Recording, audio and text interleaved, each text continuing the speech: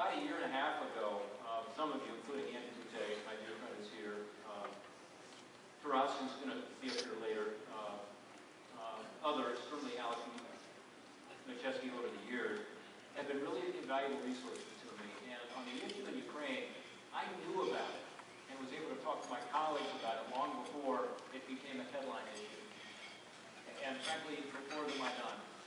And that's because they came to me and said, this is what's happening in our native land, and this is what our families are telling us and our friends back home.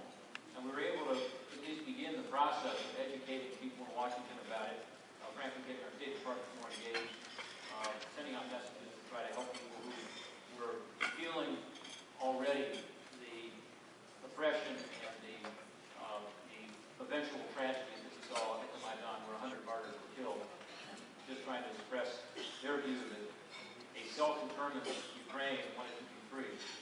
And so I appreciate that input, and you need to keep it up, because people in this room have some very interesting connections around the world. Alex and I were talking about the fact that our U.S. intelligence isn't what it used to do, and it's true.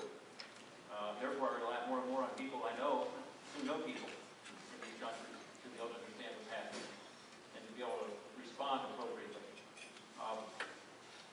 This organization cares a lot about, as Irene said, well, the history and character of our country, because you've lived it. I told the story at this group in 2010 about my own family coming here to Northeast Ohio, actually, the Portman family, with 2 N's in Swiss German.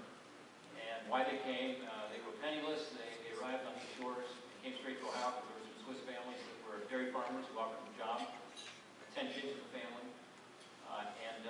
You know, they came here for the same American dream that you, your parents, and your grandparents came here for. We've got to be sure that dream continues. And that's the ultimate challenge we have. But I think that this organization, although it was founded a long time ago, in 1959, continues to be incredibly important. Francis mentioned that the purpose of this group continues to be incredibly important. Yes, the Iron Curtain has fallen.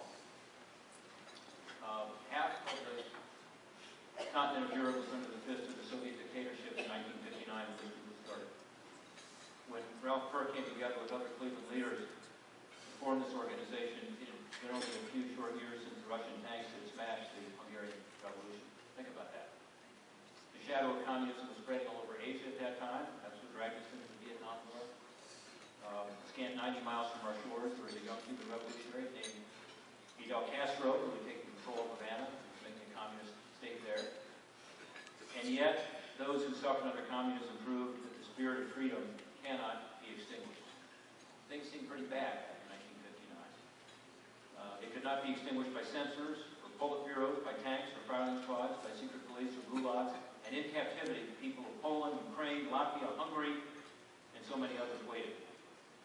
And they fought, and they prayed. But they knew they weren't alone. And one reason they knew they weren't alone was because of this group. This group had a national and international impact. You stood with them. You were never afraid to recognize that there is evil in this world. And it must be confronted and defeated. And you understood that only the United States of America stood between those forces of evil and oppression and the people whose forces they would be enslaved by. When President Reagan went to the Berlin Wall, you went with him. When that wall fell, it wasn't Gorbachev who tore it down. It was the men and women who had heard your call, who had been buoyed by your prayers, who were strong because they knew that the United States of America would not let them down. That was a momentous occasion, no question about it. Never before have we seen so many people escape from captivity and freedom. Some people at the time said, this is the end of history. Remember that? This is the end of oppression. They were wrong. Soviet communism wasn't the first enemy of liberty, it wasn't the first form of tyranny, and it will not be the last form of tyranny. Today we face new threats. We'll talk about it a little tonight. The threat of Islamic radicalism and terrorism. Certainly the return of Russian aggression. Our work and the need for this organization is not done. It will never be done. We gather here tonight at a time of danger again. And as some of you know, even as we sit here tonight, and celebrate the great work this organization has done.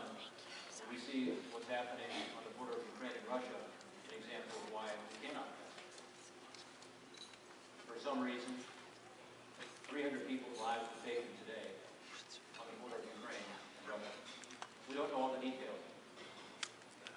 What we do know is that Russian separatists, so-called, I will say terrorists, shot down a Ukrainian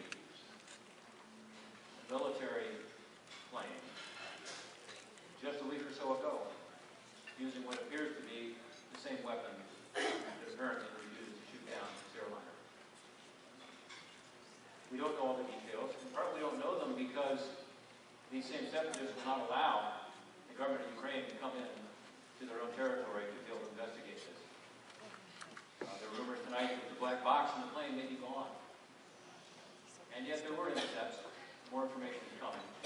I've heard some information that I'm not at liberty to share tonight because I don't know if it's all true. But the truth will out. We will figure this out. And my hope is that we use this terrible tragedy to wake up those who prefer to avoid confronting evil, those who prefer to say America shouldn't get involved in these issues and these problems that other people have, and instead go back to what this organization has always done, and that's stand up for people who want to have